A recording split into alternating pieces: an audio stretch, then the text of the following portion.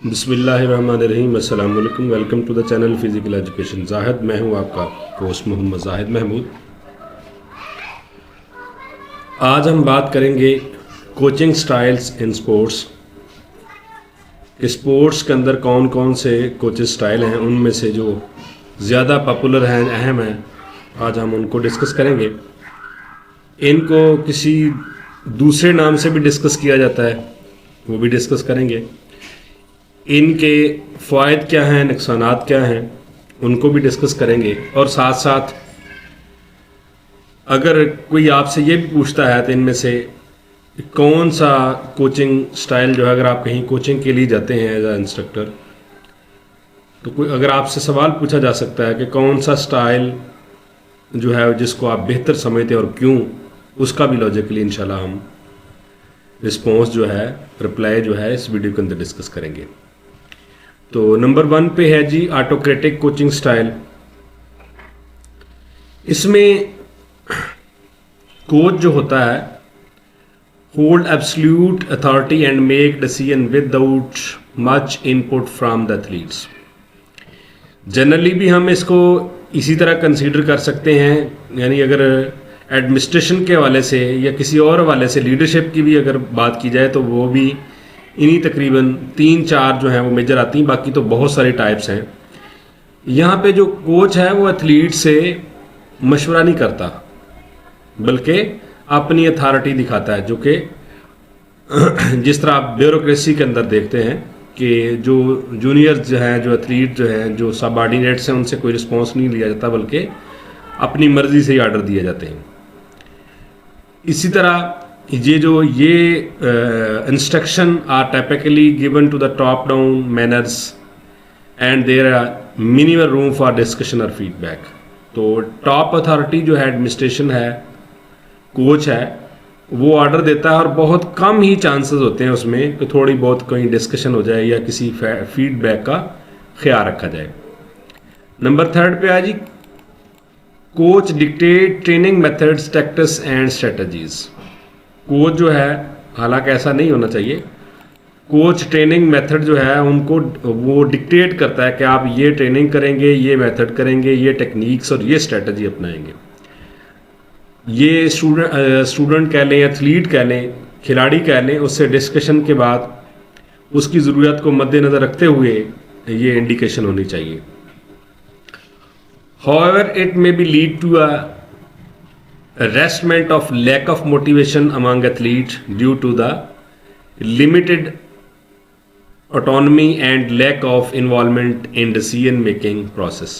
ये आपकी सहूलत के लिए, रेड का मतलब यह है कि ये इसका नुकसान है कि अगर ऑटोक्रेटिक स्टाइल अपनाएंगे तो उसमें क्या होगा कि बच्चे की मोटिवेशन कम होगी। क्यों? ठीक है। और उसकी जो आज़ादी है वो कम होगी, क्योंकि उससे हम पूछते नहीं हैं, बहुत कम चांसेस हैं हम उससे पूछें, उसको फैसला साजी में शामिल करें। आ गया democratic style. Democratic style, a democratic coach style involves collaboration and participation from athletes in decision making. Democracy जैसे कि government of the people, by the people and for the people, ये डेमोक्रेसी की डेफिनेशन इब्राहिम लिंकन ने की थी।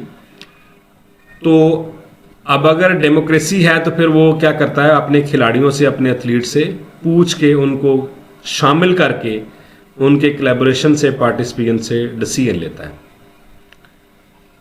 The coach encourage open communication, values athlete opinion and consider there input when making decision about training, tactics and team strategies. जब coach कोई strategy बनाता है, कोई टैक्टिक्स बनाता है, ट्रेनिंग प्रोग्राम बनाता है, तो फिर उनसे सजेशन लेता है, ओपिनियन लेता है और उनको वैल्यू वर्थ देता है, और उनका ये फीडबैक देना, पार्टिसिपेट करना कम्युनिकेशन के, उसको इनकरेज करता है, उनकी हौसला अफजाई करता है। तो इस तरह फिर जो एथलीट्स हैं वो अपनी सारी की सारी चीज़ें वो खुल के बताते हैं। Athletes are given opportunity to contribute ideas, offer feedback and take ownership of their development and performance। यहाँ एथलीट्स को मौका दिया जाता है कि वो अपने आइडियाज़, कोई ऑफर, कोई फीडबैक वो शेयर करें और अपनी कामयाबी या नाकामी की को ओन करें, अपनी परफॉर्मेंस को, बेहतरी को ओन करें कि ये सब की सब हमारी अपनी वजह से है। This style is a sense of empowerment, accountability and commitment among athletes as they feel valued and respected as a contributor to them. कि ये एक तो उनको एम्पावर बनाता है, अकाउंटेबल बनाता है, ठीक है, और वो अपनी कमिटमेंट पे कायम रहते हैं खिलाड़ी, क्योंकि उन्हें महसूस हो रहा है कि उनकी बात को वैल्यू दी जा रही है, उनकी बात को इज्जत दी जा रही है और जो भी कर रहे हैं वो अपनी मर्जी से कर रहे हैं. It can lead to the greater motivation, creativity and teamwork as athletes are more interested in the success of the team. तो इसमें क्या है, मोटिवेशन और ज़्यादा बढ़ती है, क्रिएटिविटी बढ़ती है, एक टीम वर्क का जो जज्बा है वो पैदा होता है और जो खिलाड़ी है वो और ज़्यादा इंटरेस्ट के साथ और ज़्यादा मेहनत के साथ अपनी कामयाबी के लिए काम करता है. एंड नंबर 3 पे है authoritative coaching style. Authoritative coaching style combine elements of both autocratic and democratic. जो authoritative है ये कहीं पे डेमोक्रेटिक है और कहीं पे ऑटोक्रेटिक है, ठीक है. अच्छा, the coach set a clear goals, expectations and standard of performance while also involving athletes in decision making process to some extent. यहाँ पे कोच जो है वो उनकी एक्सपेक्टेशन या गोल सेट कर लेता है कि आपकी ये परफॉर्मेंस होनी चाहिए और उसके बाद वो फिर उनको एथलीट को शामिल करता है डिसीजन मेकिंग के अंदर कि आपने ये परफॉर्मेंस कैसे अचीव करनी है, आपने कौन सी ट्रेनिंग लेनी है, आपने कौन सी टेक्निक या टैक्टिक्स इस्तेमाल करनी है. While coaching, coach maintain overall authority and direction. They listen to athletes' input, provide guidance and delegate responsibilities accordingly. कहता है कोच जो है वो अथॉरिटी अपने पास ही रखता है, ओवरऑल उनको डायरेक्शन देता है, उनकी बात सुनता है, वो कोई इनपुट, कोई फीडबैक, कोई रिस्पॉन्स दें तो वो भी सुनता है, उन्हें गाइडेंस का मौके मुहैया करता है और उनके ऊपर कोई ना कोई जिम्मेदारी भी आयद करता है. This style strike a balance between structured and flexibility, allowing for the efficient decision making while also promoting athletes involving and autonomy. अच्छा, ये जो तरीकाकार है कोचिंग का, ये स्टाइल है, ये बैलेंस रखता है किसके अंदर, स्ट्रक्चर और फ्लेक्सिबिलिटी. एक तो स्ट्रक्चर मीन प्लान सिस्टम, यानी ट्रेनिंग का कह लें कि प्लान तरीकाकार, गोल का तरीकाकार, और उसके अंदर थोड़ी बहुत फ्लेक्सिबिलिटी रखता है कि वो गोल सेट कर देता है कि आपने ये परफॉर्मेंस आपकी इस वीक के अंदर, इस मंथ के अंदर, इस ट्रेनिंग प्रोग्राम के अंदर आपकी इतनी आनी चाहिए. लेकिन उसके साथ फिर थोड़ी सी फ्लेक्सिबिलिटी भी रखता है कि वो training method, training tactics, strategy, training की प्लानिंग वगैरह जो है वो एथलीट्स उसमें शामिल हो सकें, अपनी इनपुट दे सकें और उसके मुताबिक आगे चला जा सके. It can be effective in fostering discipline, accountability and teamwork while also encouraging creativity and initiative among athletes.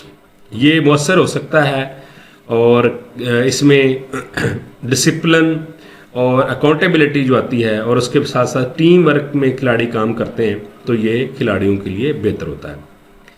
Number 4 पे है लीजर्स फेयर कोचिंग स्टाइल.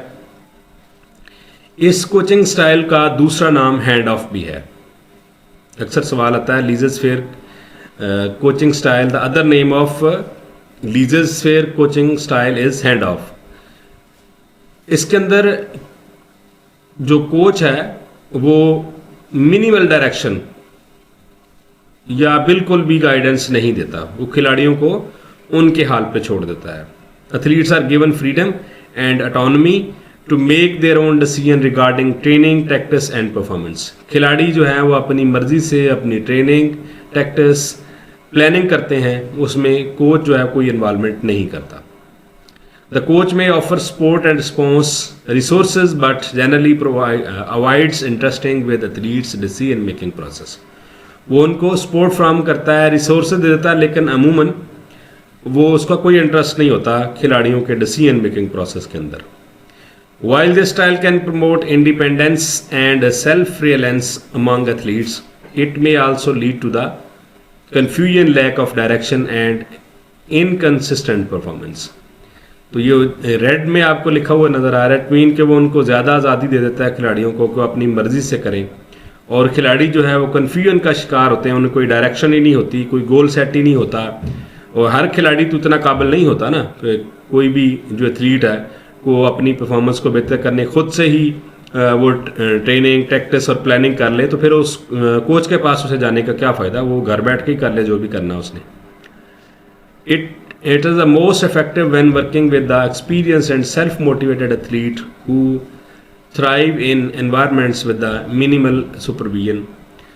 ये वहाँ पे इफेक्टिव होता है जहाँ पे जो खिलाड़ी जो है वो सेल्फ मोटिवेटेड हों, एक्सपीरियंस्ड हों, और वो जो है थोड़ी बहुत उनकी अगर सुपरविजन की जाए तो बेहतर परफॉर्म कर रहे हों। लेकिन मेरा नहीं ख्याल कि वहाँ पे भी ये मुअस्सर होता है, क्योंकि इंसान कोई भी है उसको सुपरविजन की भी ज़रूरत है, उसको मेंटोरिंग की भी ज़रूरत है। तो इस तरह तो फिर जो खिलाड़ी कोच के बग़ैर ट्रेनिंग करना, कोच के बग़ैर आपकी कोचिंग करना, ये गैर मुनासिब है। तो इसलिए किसी न किसी कोच या मेंटोर के ज़ेर निगरानी आप करेंगे तो वो आपकी परफॉर्मेंस को मेजर भी करेगा, उसको आगे फिर देखेगा भी कितनी परफॉर्मेंस बढ़ रही है, कितनी कम हो रही है, और हमने इसको किस लिहाज से ट्रेनिंग करवानी है। तो आई थिंक जो मोस्टली जो ज़्यादा पसंद किया जाने वाला तरीक़ाकार है वो डेमोक्रेटिक है। किसी हद तक जो अथॉरिटेटिव भी किसी हद तक ठीक है, कि दूसरे नंबर पे अथॉरिटेटिव आता है कि उसमें कुछ चीज़ें जो वो सेट की जाती हैं, बाकी कुछ आज़ादी दी जाती है। फुली आज़ादी भी ठीक नहीं है, लेकिन डेमोक्रेटिक में भी फुली आज़ादी नहीं होती, ये भी याद रखिएगा। वहाँ पे उनकी राय ली जाती है, उनका एहतराम किया जाता है, और उनमें से मोस्टली जो लोगों की राय होती है वो ठीक होती है, और उनको फिर उसी पे ही फॉलो किया जाता है, उस पर काम किया जाता है। तो ये था आज का हमारा टॉपिक। नेक्स्ट इंशाल्लाह के लिए और किसी और टॉपिक के साथ आपकी खिदमत में हाजिर हूँगा। तब तक के लिए अल्लाह हाफिज़, अस्सलाम वालेकुम।